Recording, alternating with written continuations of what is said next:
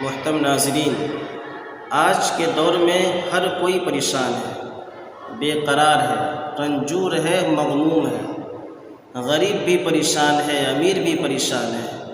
غریب پریشان اس وجہ سے ہے کہ وہ مالدار بن جائے، اور مالدار پریشان اس وجہ سے ہے کہ بڑا مالدار بن جائے۔ یعنی انسان کے پاس سب کچھ ہے لیکن اطمینان نہیں ہے۔ کیوں؟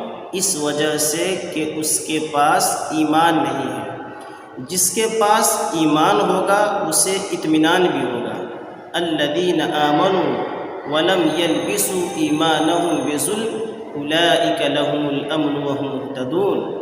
جو لوگ ایمان لائے اور اپنے ایمان کو شرک کے ساتھ خلط ملط نہیں کیے، ایسے ہی لوگوں کے لیے امن و شانتی ہے، سکون و اطمینان ہے، اور یہی لوگ ہدایت پانے